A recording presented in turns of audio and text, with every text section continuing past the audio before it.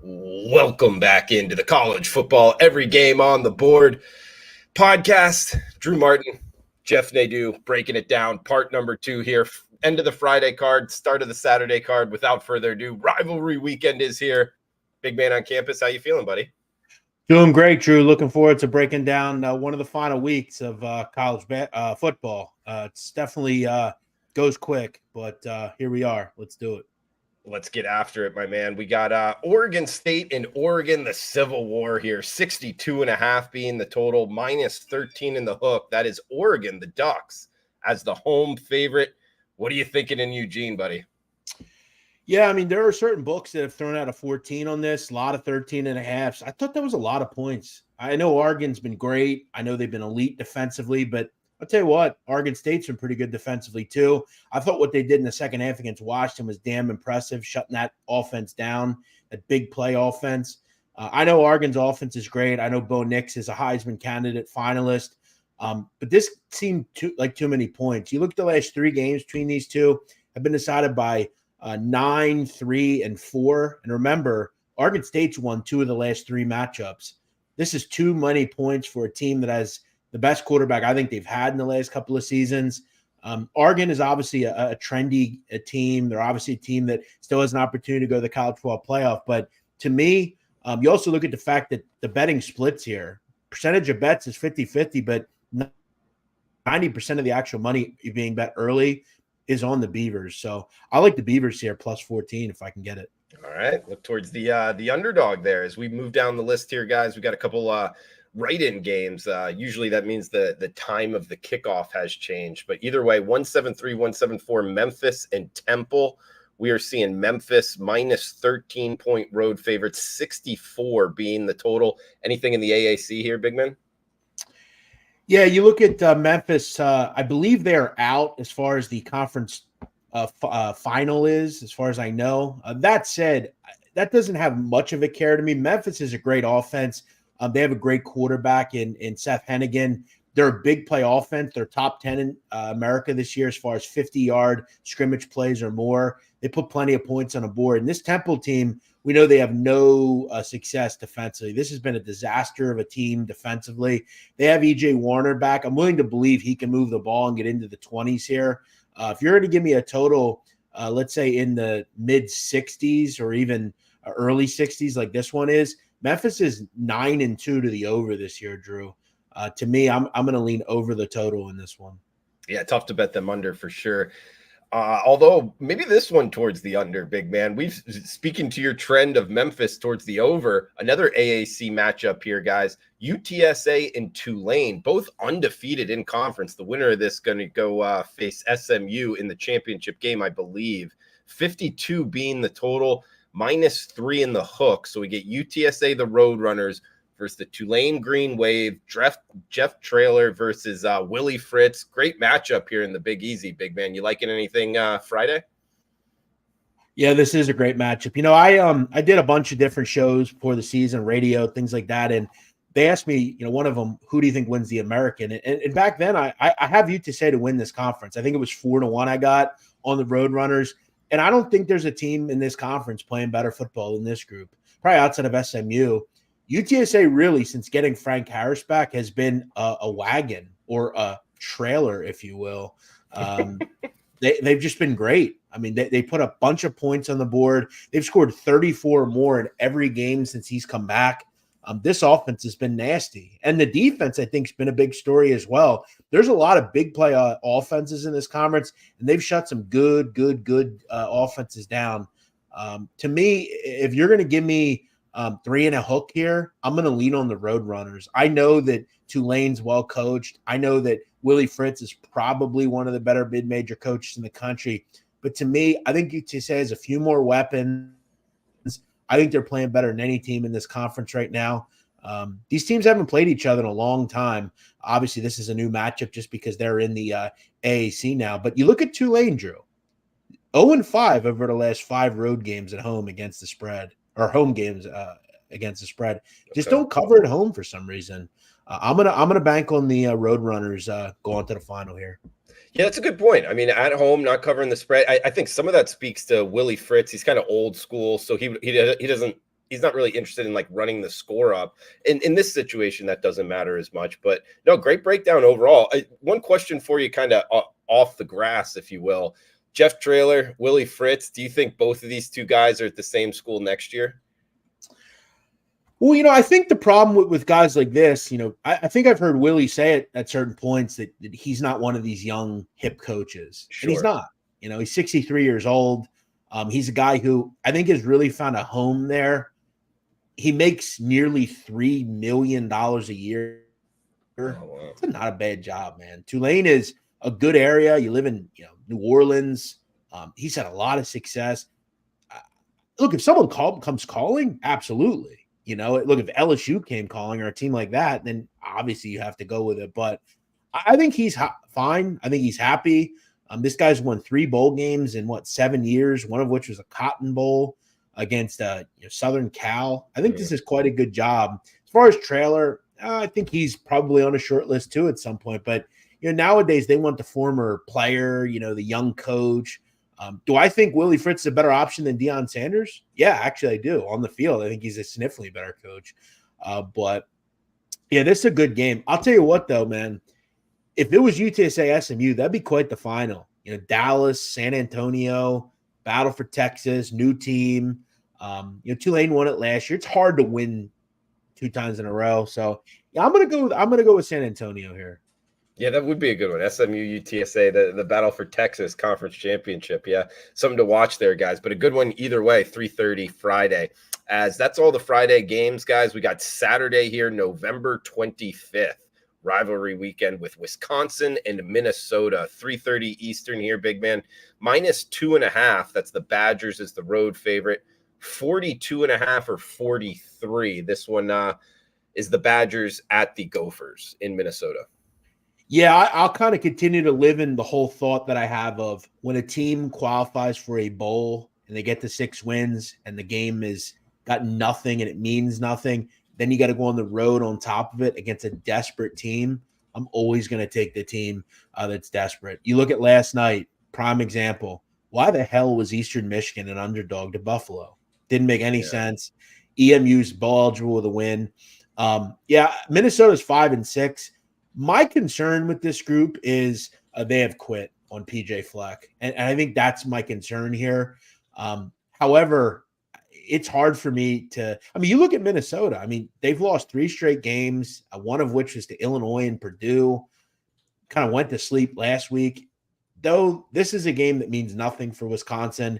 It's a road game. It's cold. It's the last game of the season. You're playing for nothing. You're going to, I'd hope, get a spirited effort from Minnesota this week.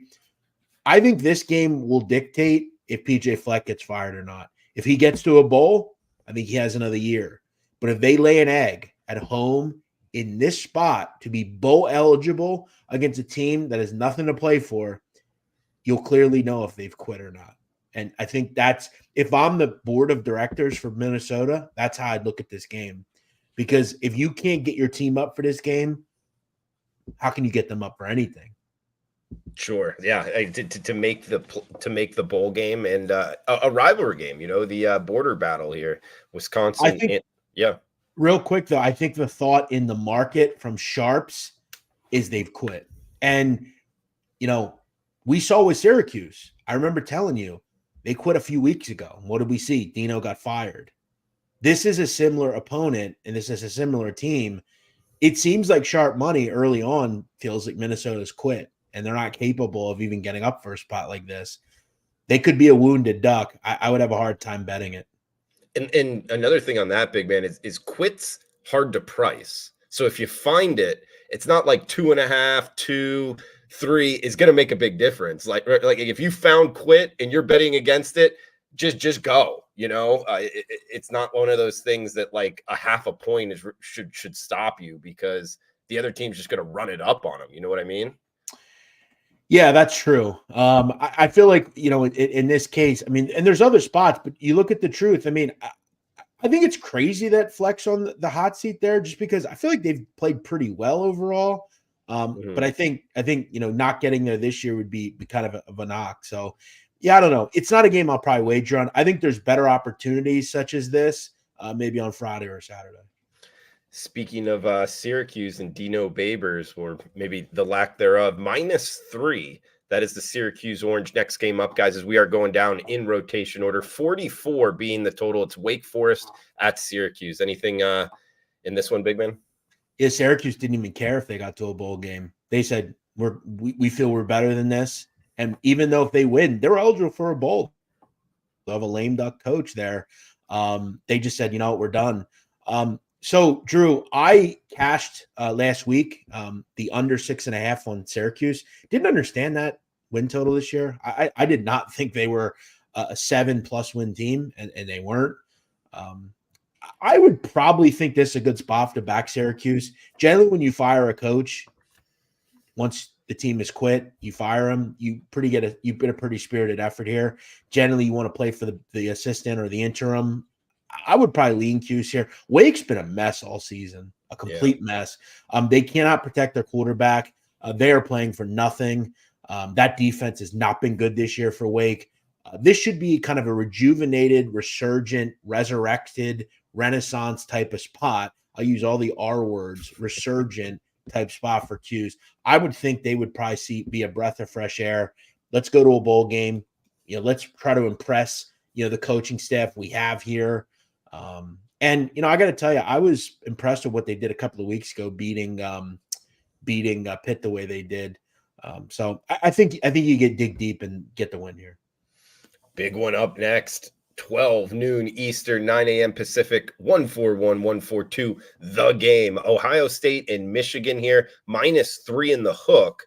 That is Big Blue at home, 46 being the total. We could call it a play-in game to the playoffs, although maybe the loser gets in either way. A lot could happen here, but big matchup, both ranked in the top 4 of the playoffs here, big man. What are you thinking? Ohio State at Michigan. Let me ask you, Drew, a question. Yes or no? I just need yes or no. And think about this. Have you actually, truly been impressed with Michigan? No. Me either. And I think when you look at what they have done, they've played no one at all the entire season. And I know you'll bring up Penn State.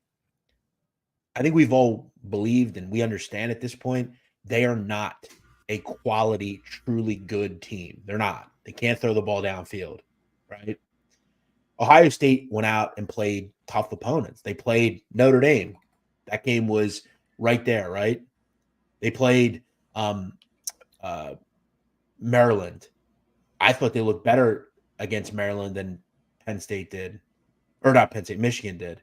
Outside of Maryland, who the hell has Michigan played? And they didn't do real well in that game. They can't throw the ball right now. They're not throwing the ball. And I'll tell you what, if you think you're going to go in and run the ball 45 times against Ohio State, you got another thing coming. It almost seems like, Drew, they almost look like Penn State a little bit, don't they, Michigan? Kind of where I'm at with it. Throw in the fact that there's one player, there's one individual on the field on Saturday that plays for Ohio State, and he doesn't play for Michigan. His name is Marvin Harrison. They don't have a Marvin Harrison. Throw in they don't have their coach, which I think if you know anything about McCarthy's relationship with Jim Harbaugh, I think it's infecting him. I think he looks at Harbaugh as kind of a father figure. He's a guy that makes the decisions. We work in tandem. I think he's severely been had an issue with that. If you're going to give me, and you're going to give me points on top of it, revenge game. Yeah, give me Buckeyes here, +3.5. Your point with the quarterback in Harbaugh, at first when I read about it, I didn't think it was a big deal. Like the head coach not being on the sidelines, it's more important just to kind of, be coaching them up. But you're right, like a former quarterback like that, being the head coach on the sideline, that actually might be something to worry about. And if you've noticed kind of a drop off in production, big man, that would be maybe a winnable angle to go off of. Because to tell you the truth, the Big Ten, I don't really focus on heavily. I watch the games when I can, but it's not a game I'm betting into the openers. So that's why I'm a little bit hesitant to kind of answer your question with Michigan. But if you found something like that, man, that angle, that could be a winning angle. Yeah, I think, also in games like this, you have to look at some of the kind of the particulars. Michigan is the least penalized team in America. Nobody's been penalized less than them. They've beaten out Navy and Army and Iowa and Minnesota and your teams that are generally very they don't make mistakes. Michigan gets penalized 2.9 times per game. Nobody better. Ohio State 64th. Little things, keeping your cool. Drew, if you look back to that Penn State Michigan game, if you remember, Penn State Ohio State. Penn State had a fumble 6. They returned a fumble for a touchdown. It was negated by a penalty. It changed the entire course of the game. This game is likely to be low scoring. Okay, you cannot have those things happen. Drops. Look at the Kansas City Chiefs on Monday night. They lost the game because they dropped a touchdown that generally 9.9 times out of 10 that receiver catches. You cannot make mistakes of that magnitude in a game that means so much. And there's very little room for error in this game. I think this is about as flip of a game as you can find. The one advantage is one team has Marvin Harrison and one team does not. And the team with Marvin Harrison is catching 3 in the hook. Let me say one other thing. Last night, Purdue, Tennessee. I think when the rubber meets the road, those are the two probably top 5 teams in the country. They're very even, especially on a neutral floor. But there's one major advantage. One team has Zach Edey, and the other team does not. Sometimes you just have to look at one guy who's just bet this is why I'd always bet in a flip game with the Lakers against any team in the league. I'm always going to take the Lakers because they have LeBron James and the other team doesn't. It's an interesting concept, big man. I'm with you. However, just to dig into on this subject, in basketball, I'm with you a little bit more. I think you even go to like a youth league basketball game and you give me the team that has the best player, I want to bet on that team. Whereas in football, it's not always the same because here's why it is in this game. Both these quarterbacks are, solid. I mean, I don't think either of them is a transcendent Joe Burrow type of player. Okay. They're both serviceable, right? Yeah. Who makes less mistakes? We know McCarthy. They want to run the ball. It seems like he's almost tentative as a passer. I just know one team has a guy they can throw the ball to. They can just throw it up. And he's going to be better than every receiver in the country. And in a game that's this close, this razor thin, that's what I want. Okay. Fair enough. Great breakdown overall, big man. Also, that 46, in my opinion, looks a little high. But we get Georgia and Georgia Tech up next. A little clean, old-fashioned hate. That's what the rivalry is called. Minus 24. That is Georgia, the Bulldogs, as the road favorite, quote unquote. This is in Atlanta. There will be a whole lot of Georgia fans there. 60 being the total. Georgia at Georgia Tech here. Yeah, I have no interest in jumping in front of Georgia, man, especially against a Georgia Tech team that really is just playing for pride here, I think. My concern is this game. I think this game will be decided in the first half, Drew. I think if Georgia Tech's interested, you're going to find out early. In the third quarter, if this game's 31-10, game, set, match, Georgia will win by 40 because Georgia Tech's not going to try to get injured or anything like that. Keep in mind, Georgia also has, Alabama on deck. We all know that. Mm-hmm. So it's a tough game to gamble on. I would lean Georgia. I mean, right now I have no earthly interest in stepping in front of them. They have been a freight train, and Georgia Tech ain't going to stop them. Kansas, Cincinnati up next here, guys. We're seeing Kansas -6, -6.5 is the road favorite, 58.5 being the total. It's the Jayhawks in Cincinnati. Yeah, this is a tough one. I have to say I was pretty impressed last week by Kansas. I mean, they're down to their third string quarterback and Cole Ballard. They probably should have beat Kansas State. Not a good performance by the Wildcats. Ballard did some good things in that game. They ran the ball effectively. Devin Neal was terrific, had a bunch of big touchdowns. Ran from his 140 yards. This is a wounded duck in Cincinnati. I don't know what the hell they're playing for. I feel like anything above a touchdown was very appetizing to me. This is a Cincinnati team that it really hasn't mattered who they played. They have really struggled to move the football. They failed to cover in 8 of the last 10 at home. This team seems like they are done with the season. And I think Kansas, they have shown, Drew, I think a propensity to want to bet on them because let's say Jason Bean plays here. You know that if they take Jason Bean out, Cole Ballard could come in and effectively run this offense. So I think there's a lot we've learned about Kansas, and I'm a little bit more interested in maybe backing them. I think anything under a touchdown, you got to feel pretty good about this. Cincinnati, I think, is just ready to kind of start recruiting and getting to next season. Like it, big man. Yeah, it's -6 pretty much across. Well, 6.5 at a lot of shops, -6 at Bet Online, though, guys. And speaking of Bet Online, the sponsor of the podcast, you're looking for a sports book for rivalry weekend, for college basketball, NBA, the NFL. Go check out Bet Online, betonline.ag. The game starts here. We're also brought to you by Viva Tequila Seltzer, vivatequilaseltzer.com. Get it shipped to your house. Viva. Flavors pair perfectly with artisanal Blanco tequila for subtle and refreshing drinks. Viva tequilaseltzer.com. Next game up, big man. We get Kentucky and Louisville. This one kicking us off 12 noon Eastern. The Governor's Cup is the rivalry name. 50.5 being the total. -7. That's Louisville at home. Yeah, I haven't been particularly impressed by Louisville. I just haven't. I don't know what it is. I like Jeff Brom. But I think we've looked up and we're like, wow, they have 9 wins.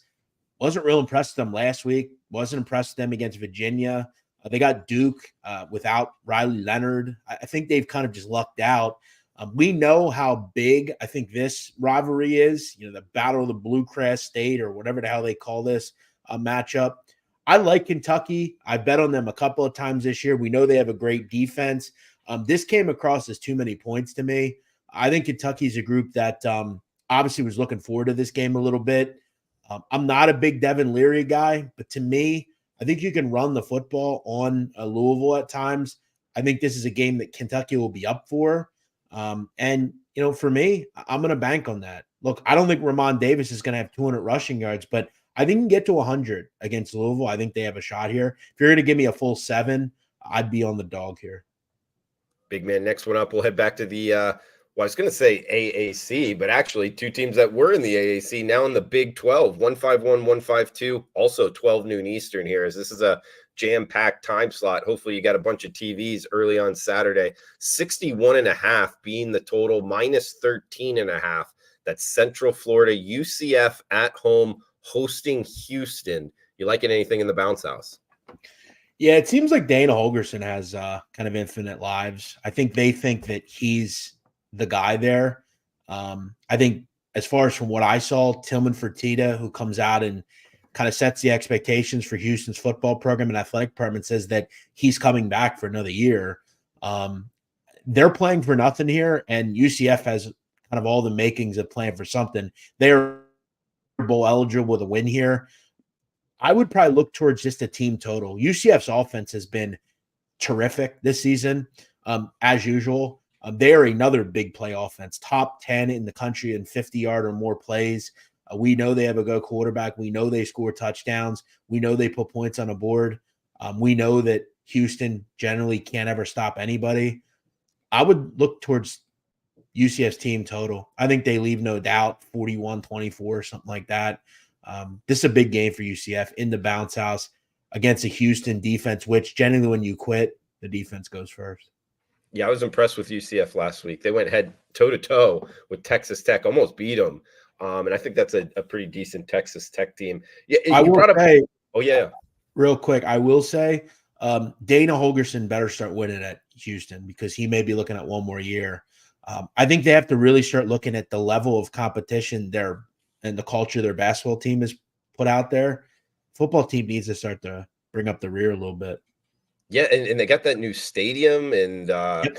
what you brought up the Golden Nugget, the casino, the owner, Fertitta, he's a big booster for Houston. I didn't know that.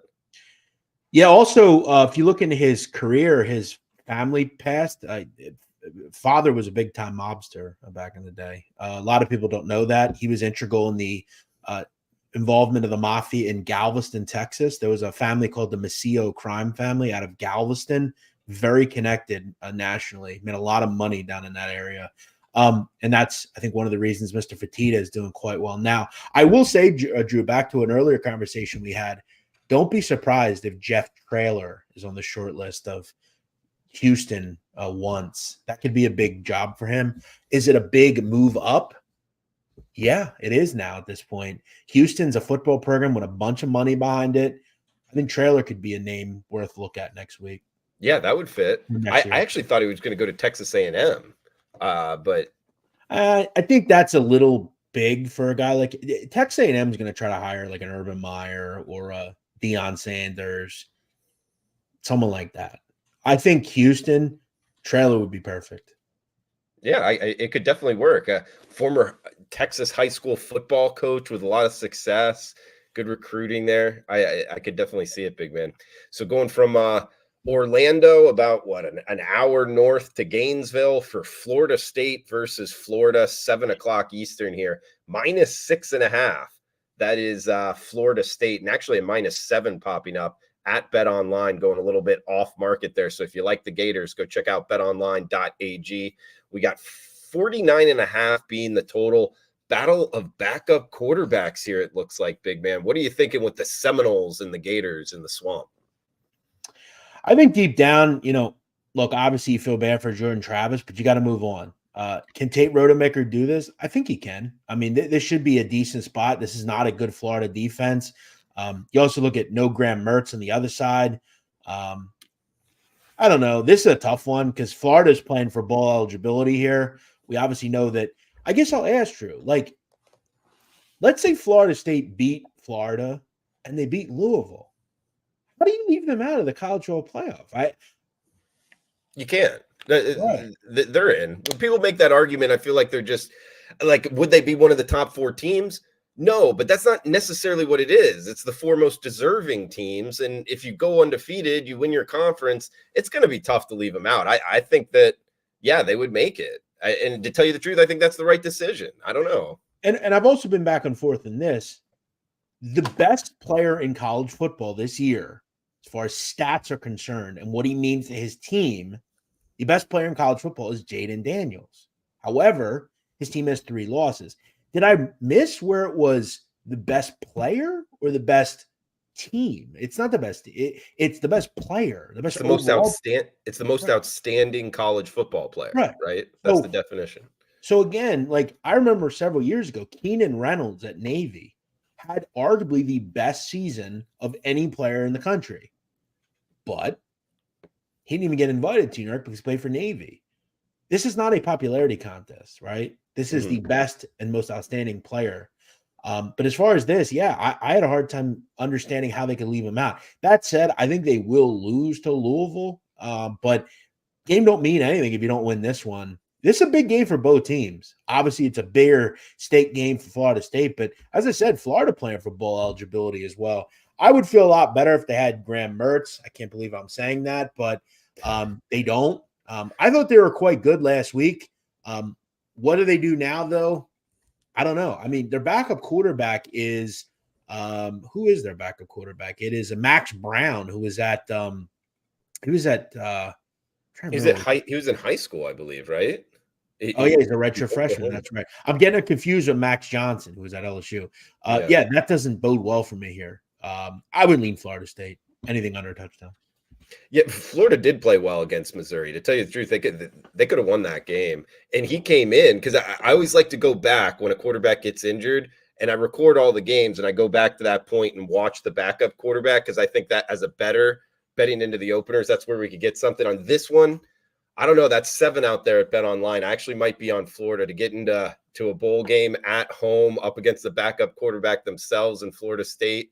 This is an interesting one. This is going to be a fun one to watch. I kind of lean under for some reason. I can see that.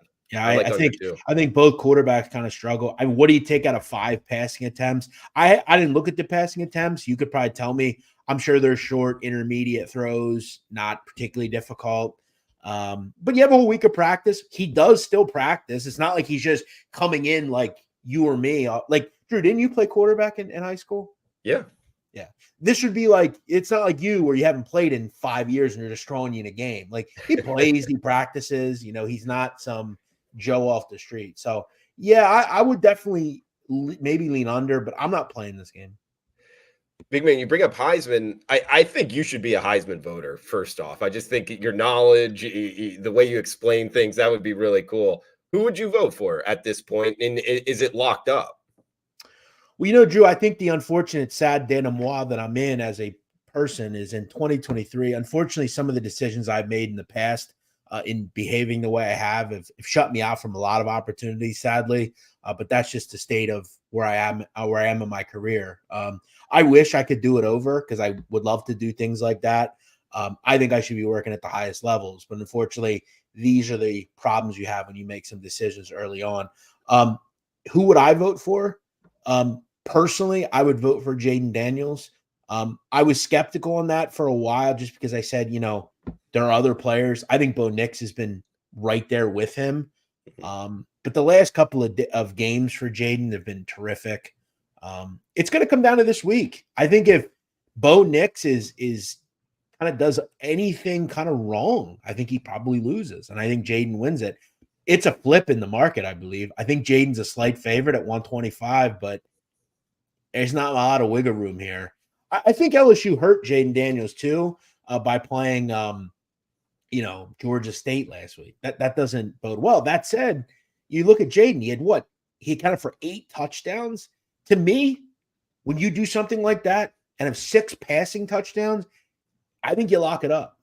I think as long as he is not absolutely horrific this week, this is a good defense. I think he wins it this week.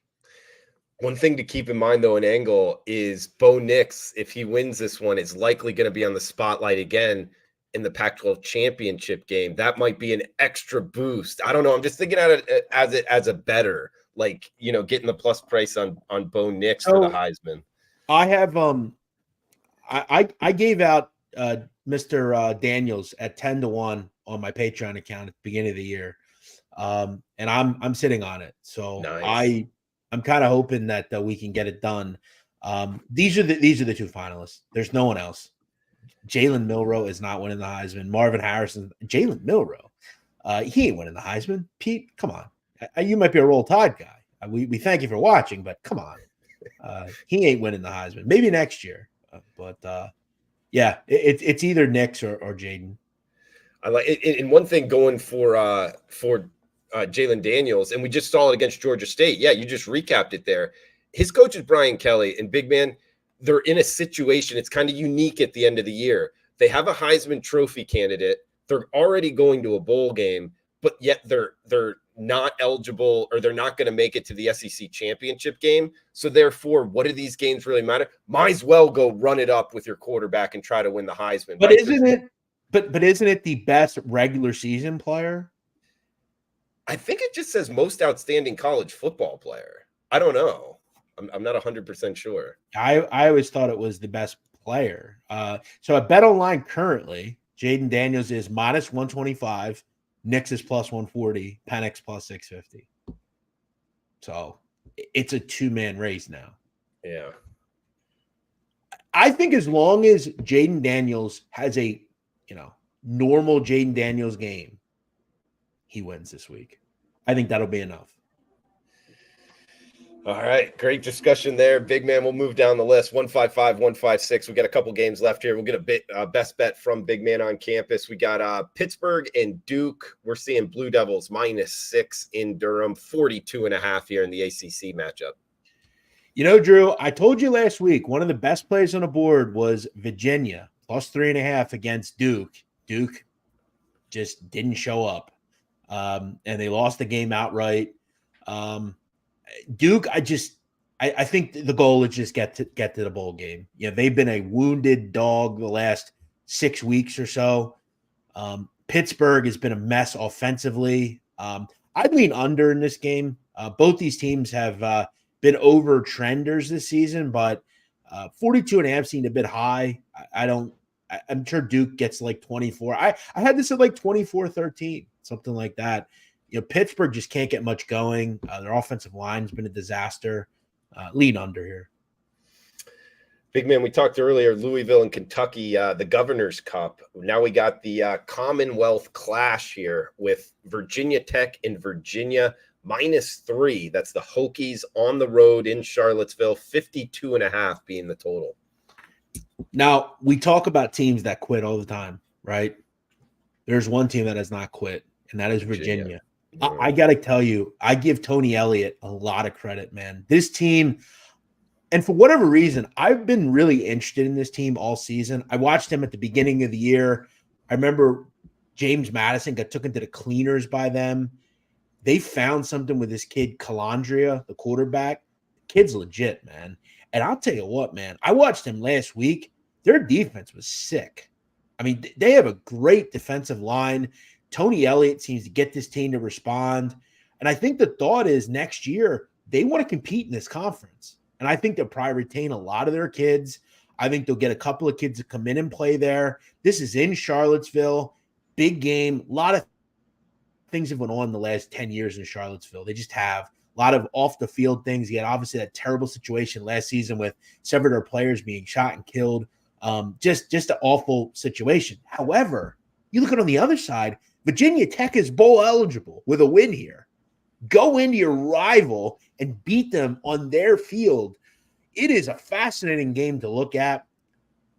I would try to find a 3.5 on Virginia and just assume this is a field goal game. Something tells me with the stakes being high, this is a game that's probably first to 24. Kind of lean under a little bit, Drew. I kind of lean under a little bit. Both defenses are pretty good. Don't take that 31 points on Virginia and think that that's what they are.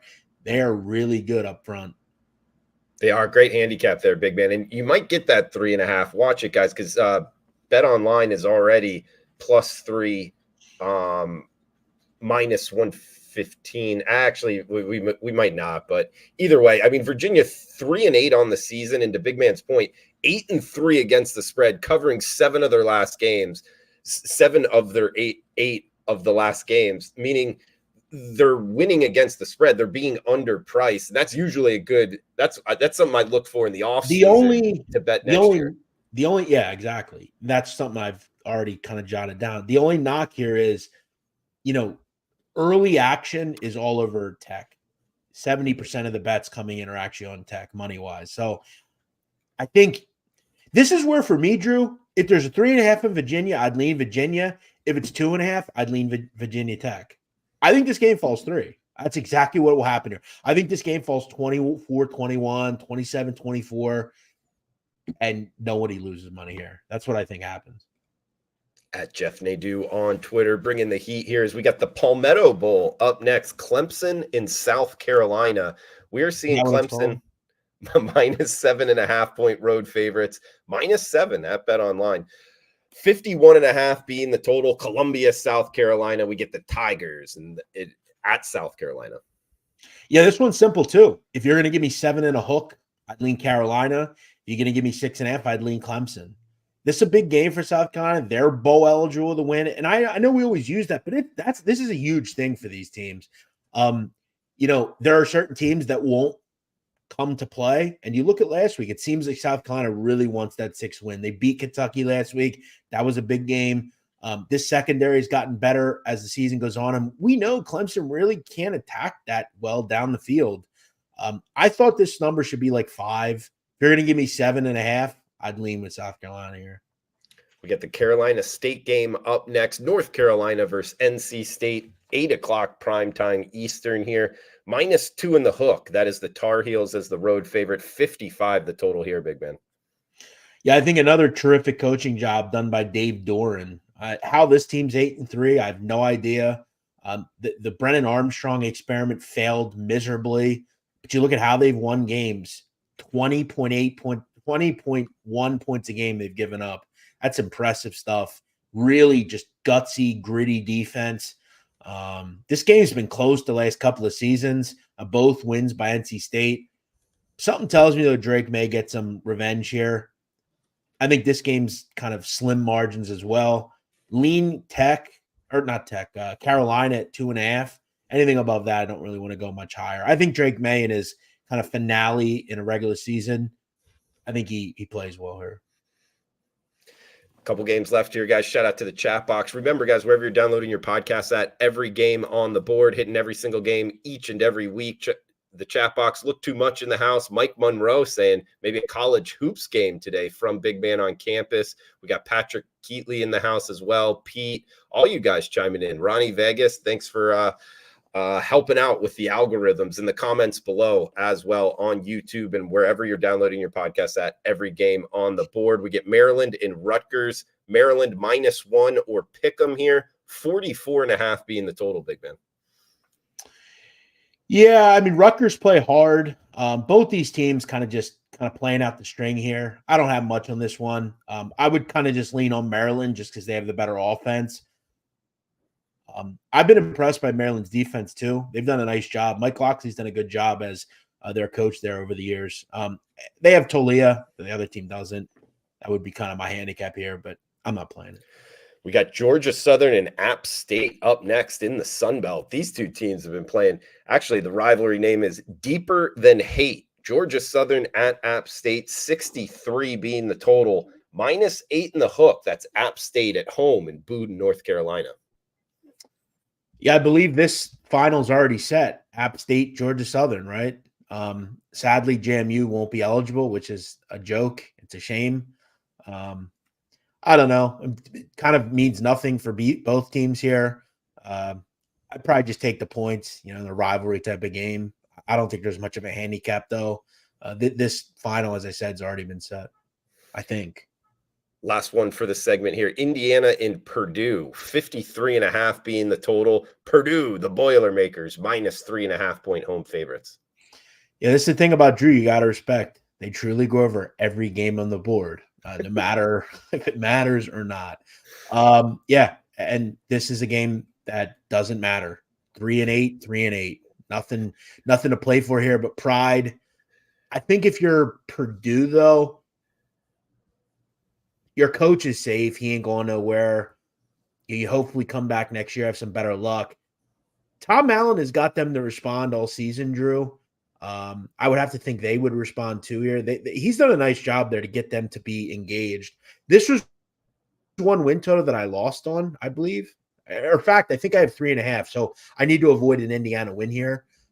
It's surprising to me. I thought Indiana was a bad roster, but they played well. This is another tough one. I don't see 3 points difference with these teams. Lean Indiana just because I feel like they've been better in these kind of spots. But you're playing on two bad teams. Game means nothing. Hey, it is every game on the board, and we like our rivalry names, rivalry weekend. This is the Old Oaken Bucket, Big Man. Indiana and Purdue, what they're playing for. Where you're actually finding this, I have no idea, but I'll take your word for it.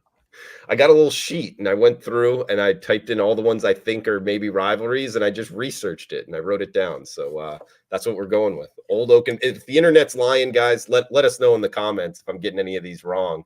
But yeah, that's where I'm going from, Big Man. Great stuff, as always, guys. Follow him on Twitter, at Jeff Nadu, the Big Man on Campus. We got a best bet from him.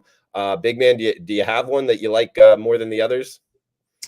Yeah, I do. And I'm going to just stick with how I feel. I'm going to lay it with Utah against Colorado. It has become abundantly clear Colorado has quit. The entire coaching staff has quit. Deion Sanders pretending to be sick after games. He doesn't have to answer questions. Shedeur Sanders is not hurt. He just doesn't want to play anymore. They completely quit against a very bad Washington State team. Now you have a Utah group coming in here who, I got to tell you, they're going to respond. That's just what they do. They're coming off a loss. They've been an elite defensive team all season. They get to the quarterback. We may even be dealing with a backup here. I think this one gets ugly. I think Utah whimpers out the season for lowly Colorado. What a difference 6 weeks makes. We had to hear the nonsense for weeks of how great they were, how good of a coach this guy is. What he has turned in quickly is a complete disaster as a football team. They have not won a game since when? When was that? Long time ago. And who was it again? Stanford? Who gives a shit? No, they lost that game, They didn't they? lost, yeah. Who the hell knows? This number's up to 22 and a half. I don't think it matters. I think this is like a 44-10 type of game. Colorado is done. Deion's gone. They've quit. Patrick in the chat box saying, does just recruiting matter in these rivalry games? Yes, absolutely. I think it does to the coaches big time. If it does to the players, I don't know as much, but yeah, it is a factor in these proximity rivalries for sure. And Mike saying, if you got a college hoops and any final thoughts here, big man. I'll throw out a few in college that I like today. I think, to me, it's very tedious, very variance based. I don't bet a lot of games right now. I like Memphis on the money line today against Michigan. I don't think Michigan's very good. I think they've kind of been shot in the dark early, but they got blown out by Long Beach, gave up 94 points. Think of Long Beach. Memphis has just got better guards. They're going to play up and down here. I think Memphis wins this first game in the Bahamas. Also throw out another one, North Alabama today. I like them against Tennessee Martin. North Alabama's got good guard play with Jakari Lane and KJ Johnson, well coached under Tony Poyol. Tennessee Martin's going to let you run. This is a stone cold road home game. But I think North Alabama is a better team. All they got to do is win here. I think they beat Martin. Love it. Great breakdowns from the big man on campus at Jeff Nadu on Twitter. That does it for the segment, guys. We will be back with Mid-Major Matt at the 4:00 Eastern hour. So come back and join us. Until then, cash those tickets. Big man, happy Thanksgiving to you, buddy. Enjoy the weekend. Thanks. Same to you. We doing any bowl stuff, Drew? Yeah, man. Yeah, Wednesday's going forward. If you're down, I know you're a fan favorite, man. The listeners love you. So yeah. Next week, I look forward to it. Let's do it. Championship week as well. So, all right. Thanks, big man. Thanks for listening, guys. Please smash that like button, comment below, and please rate the podcast if you're liking it. Every game on the board. We'll be back at 4:00 with Mid-Major Matt. Thanks for tuning in. Thank you.